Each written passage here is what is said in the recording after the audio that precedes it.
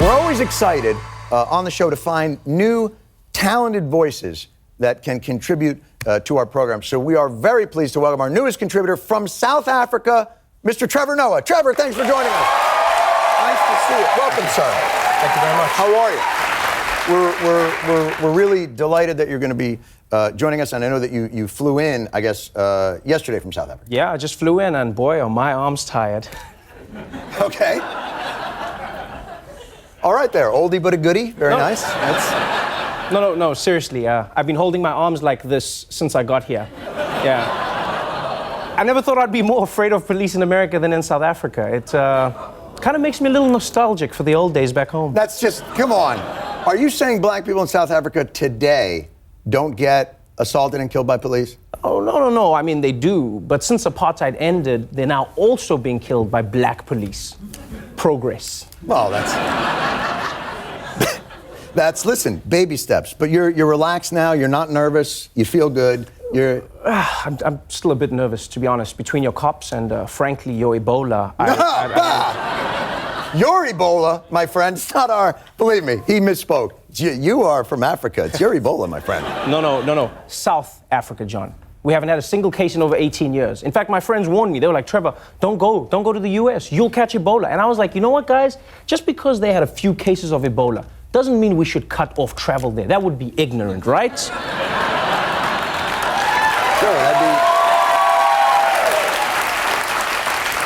that would be ignorant.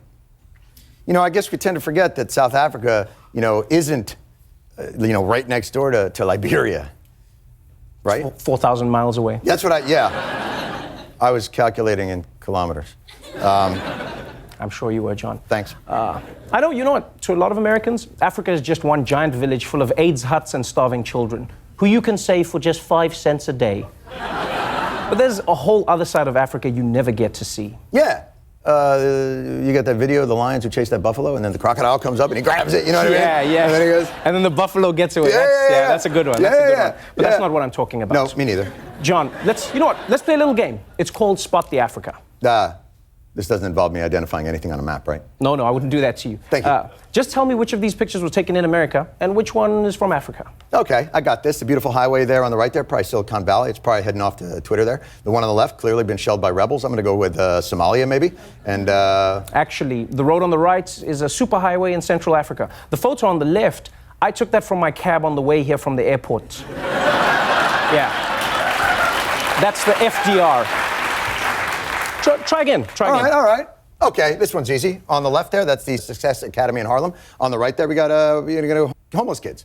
I'm going to go with in Somalia again. I think that's my go-to reference. Somalia, homeless kids. I'm sorry, John. The answer I was looking for was classroom in Kenya on the left and children in Detroit on the right. Last one. I hate this game. All right, no, I get that. I get how this works now. The one on the right there, that's Detroit, right? Okay, and then.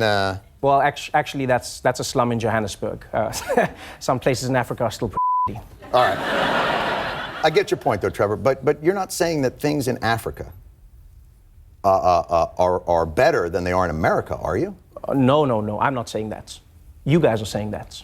The United States right now incarcerates more African Americans as a percentage than apartheid South Africa did. The race gap in wealth in the United States right now between the average median white family and median black family is 18-fold. That's greater than the black-white wealth gap was in apartheid South Africa. Oh, my God.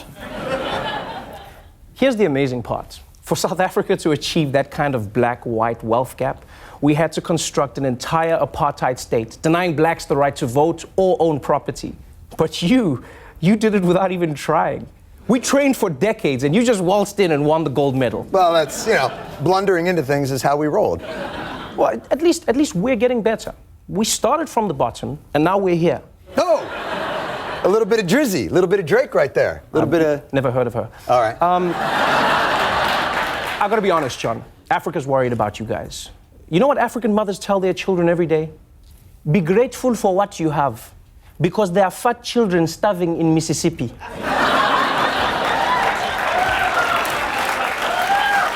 In fact, we're so worried that me and some of my friends in Soweto got together, and I told them, I said, guys, for just a few pennies a day, you can help an American. That's very kind, Trevor. Now they're expecting something from you in return. They're expecting at least a letter a month. No, I know how that goes. I know how you have to write. If you want, you know what? You can just draw a picture. Will you put it up on the fridge? That's nice. Oh, and you know what? We wrote a song for you as well. All right, I'm looking forward to it goes a little something like this. All right. Feed America, let them know it's Christmas All right, time. no, please. We can't. Wait, all right. America, everybody now, Let them know it's Christmas time. And it's Thursday, which means it's time once again for our weekly Chess News Roundup. Chess News Roundup! I thought you guys liked that. Anyway, this week in chess, America is making a concerted effort to buy top foreign chess players in an attempt to win next year's Chess Olympiad gold medal for the first time in decades. That's right. The United States is buying up nerds, nerd mercenaries, nerdcenaries. For more, we welcome back our senior international correspondent, Mr. Trevor Noah. Trevor! A pleasure. Thank you. Very delighted to have you here. Thank you very much, John. It's an absolute pleasure to be back here to talk about chess. The game of kings, smart checkers, black and white horsey squares. The history of chess stretches back centuries to... Oh, come on, John. What? John. What? I'm sorry. Come on. I'm sorry. Wow. Oh, I'm sorry. I didn't realize how boring chess was until someone else started talking about it. All right. Well, look, I mean, if Americans are so bored by chess, then why are you stealing everyone else's players? We'd like to win. We would like to win. I mean, let's face facts. We could patiently build a homegrown chess team through years of hard work, but years of hard work. We'd rather just buy them. You know what, John? Does America really need to be the best at everything? I mean, you already dominate the world in economics, military power, obesity. You're very kind. We have the most Dakotas. You've got so many Dakotas. Yes. Well, what is it? North, South, Fanning, Johnson. Yes. Leave some Dakota for the rest of us. It is not like America has not had chess greats of its own. You had what was that movie? Bobby Fischer. Yeah, but that was, what, 40 years ago? No, I just rented it. It was, and Deep Blue, the IBM chess computer. I'm pretty sure the parts came from China. All right, Trevor, what if we don't buy players? What if we don't buy them? It's just free market. That's how it works. No, John, it's not. This is a sport, kind of. Right? This is not meant to be an economic transaction like buying a loaf of bread or a seat in Congress. That hurts. America is supposed to be all about earning victory.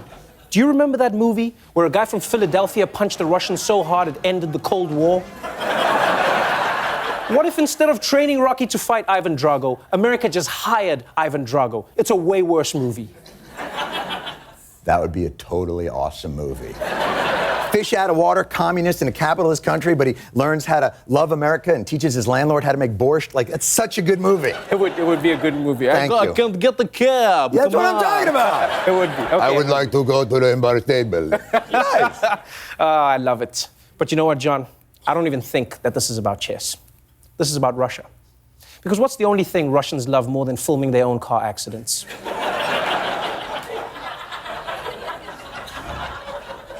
Land grabs, No, I guess? John, no. Chess.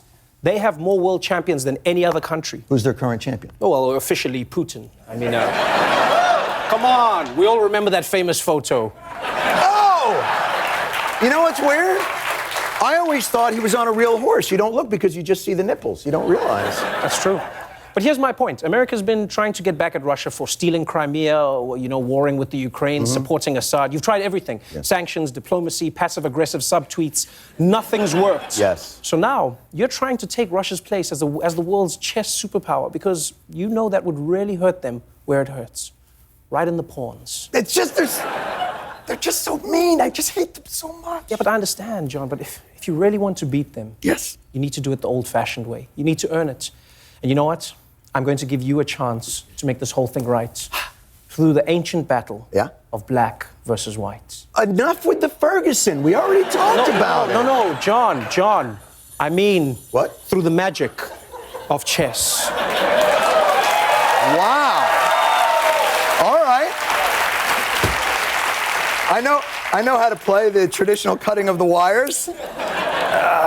Oh, I thought they'd go away, but they don't. It's Oh, there it goes. All right, magic. very nice. All right. Okay, all right. Because I'm white, I'll go first. All right. I guess because I'm Jewish, I'll go second. Pawn to D4. Oh, snap! Mousetrap! Checkmate! USA! USA! USA! Alabama voters, they're not going to ditch Roy Moore. And one of the biggest reasons is because his people have used another trick from the Trump playbook. Make all of the news fake news. Mudding the waters even more in Alabama, a bogus robocall. This suspicious message, pretending to be from the Washington Post, which broke the story about Moore's accusers. Hi, this is Bernie Bernstein. I'm a reporter for the Washington Post. Calling to find out if anyone at this address is a female between the ages of 54 to 57 years old, willing to make damaging remarks about candidate Roy Moore for a reward of between $5,000 to $7,000.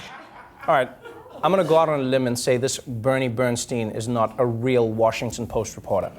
I don't even know what that accent was. It sounded like a guy trying to do a New York Jewish voice based on hearing a friend describe a Woody Allen movie. Like, obviously, there is no Bernie Bernstein from the Washington Post. Like, people are being paid for this, really? There's someone who's out there who's paying people to make up stories about Roy Moore? Like what is...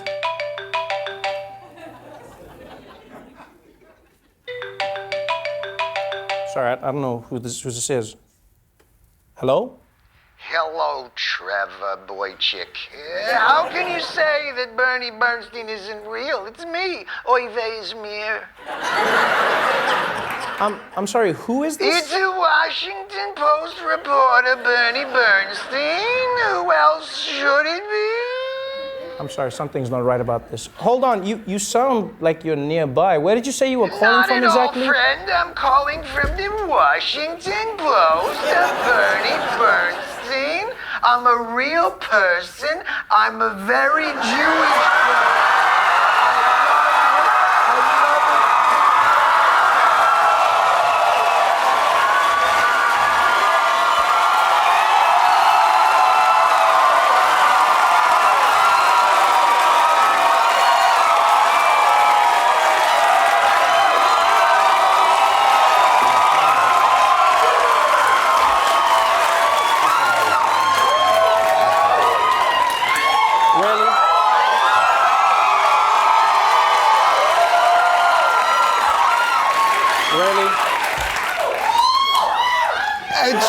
Trevor, may I say something to start off? Using a flip phone, John? I'm old. I was actually just trying to promote Night of Too Many Stars on HBO, and it's a benefit to raise money for autism services, and there's a lot of great people, and I just wanted to come by and thank you for doing something to help raise money for the autism benefit as well. Trevor's actually doing something for it as well. Yeah, so. I mean, That's why. I feel like we can all do something. You don't need anti-Semitism to come onto the show, John. You could have just asked me.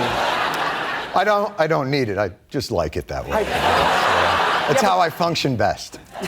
Look, that's right. Like here at the Daily Show, we've decided to raffle off a chance for someone at home to be interviewed by me here on our set. What? Yeah, that's right. What? I will fly you and a friend into New York. A friend? I will put you up in a hotel. And then we can sit down at this very desk and talk about anything you want. Just go to omaze.com/Trevor and make a donation. That's an unbelievable prize, and I'll tell you why. I watch this show, and you're very good at it. Oh, well, thank you.